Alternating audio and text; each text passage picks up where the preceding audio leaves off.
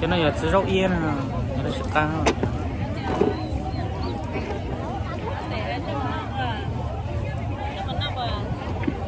Số cha số già rau thì tàu mò là mua nông tàu là mua tàu canh xì nhưng mà mình tàu nhà thế này lấy tí tôi nó vào tôi vô nó.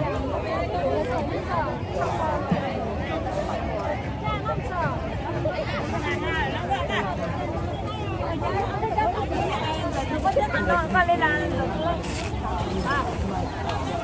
đang ăn cháo.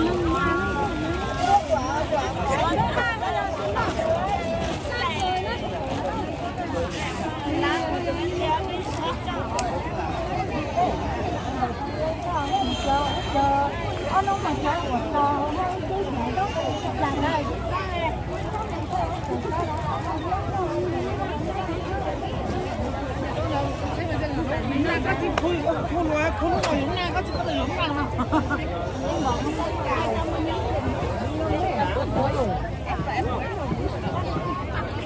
Rất tay ngon không vậy? Đang ngồi quả mây. Quả mây để ăn mà. Quả mây này ăn á? Vâng, ăn rất là chua nhưng cứ thêm bóc ăn thôi. À thế à? Vâng. Với lại làm bóc làm vát để làm lấy nước chấm ăn thay cho quả chanh ấy. À thế à? Rất là ngon, nó cũng dạng ngon như thế thôi. À thế à, hôm nay chị mới biết đấy. Cầu cho tôm mung à? Vâng. Dân tộc. Tôm mung. Vâng. Cái quả này rất là hiếm mới có, bởi vì bây giờ nó không có rừng già như trước nữa. Giờ chắc là gia đình họ trồng được thì bây giờ nó mới lên được quả, đã lên được quả thì nó phải mất mấy chục năm mới thành quả như thế này chị ạ. Vâng. Chứ còn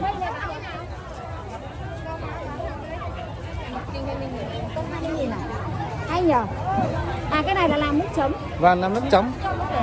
Mà làm vâng, cái này vỏ mỏng mỏng thôi mà cứ tách một phát là được ăn, nhưng mà không ăn hạt, cái hạt hơi to và ăn cái thịt của nó thôi.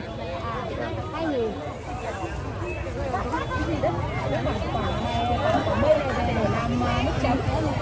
Với lại lấy cái nước chua này để đánh làm cái đậu phụ hay là đậu nước đấy, người ta mang người làm. Trước kia mình chưa có cái ấy làm thì phải lấy cái này làm thay chanh. Nước nó đục đi đấy. Vâng. Nước đục mà mình muốn để cho nước trong và thay phèn chua ấy gì? Đúng rồi. À, đây à, thay phết nhỉ.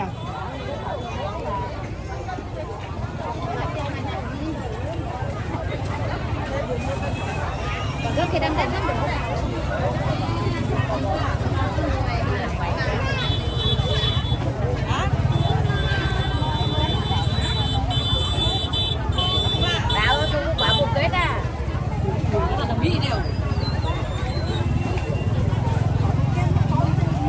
Mi đều hả cô má ăn nào à?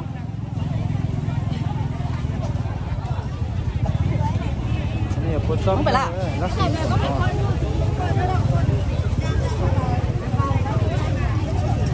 ta tỏ tay cho chuột nó một thích rồi con chuột có nọc cùng với chuột có nọc này.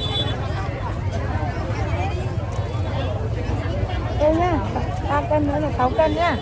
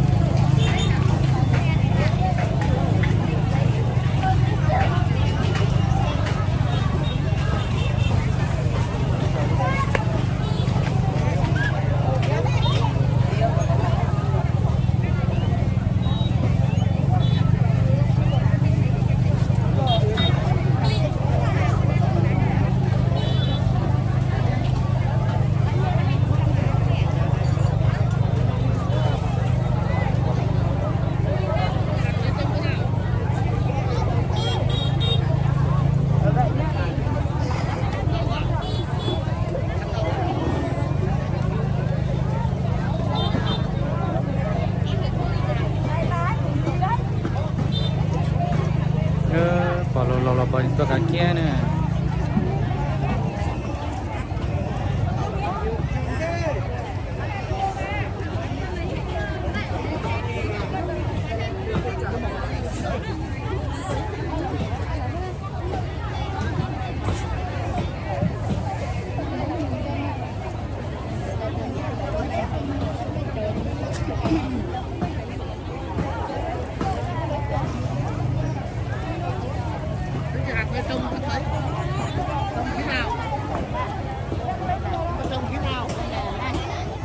Cho em đi nhờ chị em. Quay.